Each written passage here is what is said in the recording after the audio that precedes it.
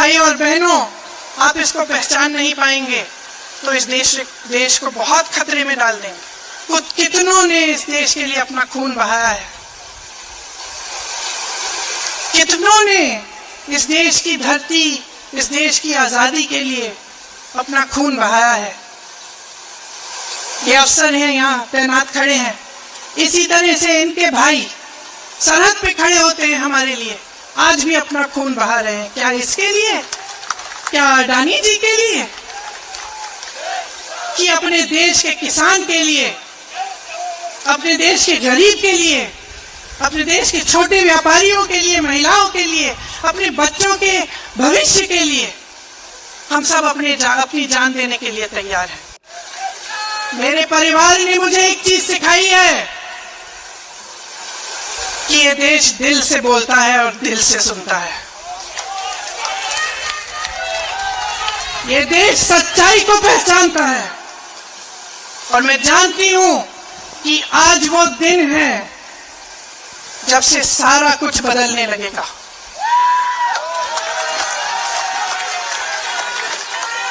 मेरे मीडिया के साथियों, मैं आपसे कहना चाहती हूं, बहुत हो गया है, बहुत हो गया है। मैं जानती हूं आप पर कितना दबाव है, मैं जानती हूं कि आपको लाइन भेजी जाती है कि आज आपको ये कहना है, आज आपको ये लिखना है, लेकिन आपकी एक बहुत बड़ी जिम्मेदारी है। आज लोकतंत्र खतरे में है। जब आप पत्रकार बने, शुरू में जब आप काम के लिए आए, तो आपके दिल में भी ये होगी बात कि देश के लिए मैं सच्चाई बोलूंगा, मैं सच्चाई बोलूंगी। आज आप बोल नहीं पा रहे हैं, हिम्मत करिए, खड़े हो जाइए आप भी। 32 साल पुरानी बात है, मई 1991 की बात है। मेरे पिता की शव यात्रा तीन मूर्ति भवन से निकल रही थी।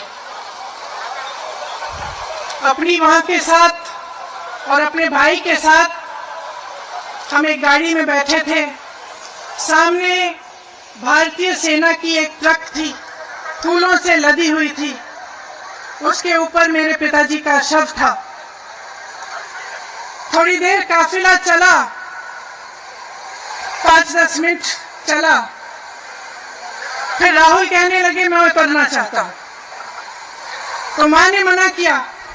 उस समय सुरक्षा का भी बहुत था, तो मां ने कहा नहीं, तुम उतर नहीं सकते। राहुल ने जिद की, नहीं मैं उतरूंगा। मैंने मां से कहा मां उतरने दो। राहुल गाड़ी से उतरा और सेना की ट्रक के पीछे खड़ा होके, सुनिए, वो चित्र मेरे दिमाग में अभी भी है, मेरे मन में है। मेरे पिता का शव इस तिरंगे झंडे में लपेटा गया था। इस तिरंगे के नीचे मेरे पिता का शव था और उसके पीछे चलते चलते मेरा भाई यहां आया। उस शहीद पिता का अपमान भरी संसद में किया जाता है। और शहीद के बेटे को आप देशद्रोही कहते हैं, आप मीर जाफर कहते हैं, उसकी आप मां का अपमान करते हैं। आपके मंत्री मेरी मां का अपमान भरी संसद में करते हैं। आपके एक मुख्यमंत्री कहते हैं कि राहुल गांधी को पता भी नहीं है कि उनका पिता कौन है। आपके प्रधानमंत्री भरी संसद में खड़े होकर कहते हैं कि ये परिवार नेहरू नाम को इस्तेमाल क्यों नहीं करता। पूरे परिवार का अपमान करते हैं। कश्मीरी पंडित समाज के रिवाज का अपमान करते हैं, जिसके तहत एक बेटा अपने बाप के मरने पर पगड़ी पहनता है, परिवार की परंपरा को आगे बढ़ाता है। आज तक हम चुप रहे हैं। हमारे परिवार का अपमान करते गए। मेरे भाई ने क्या कहा? संसद में वो मोदी जी के पास गए और उनसे गले लगे। मेरे भाई ने कहा, मैं आपसे नफरत नहीं करता हूं, मेरे दिल में आपके लिए कोई नफरत नहीं है, हमारी विचारधारा अलग है, लेकिन हमारी नफरत की विचारधारा नहीं है।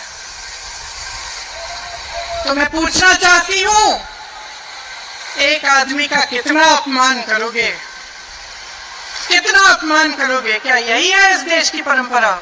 आप परिवारवादी कहते हैं, तो भगवान राम कौन थे? भगवान राम को वनवास में भेजा गया, उन्होंने अपने परिवार, अपनी धरती के प्रति अपना धर्म निभाया। क्या भगवान राम परिवारवादी थे? क्या पांडव परिवारवादी थे कि वो अपने परिवार की संस्कारों के लिए लड़े?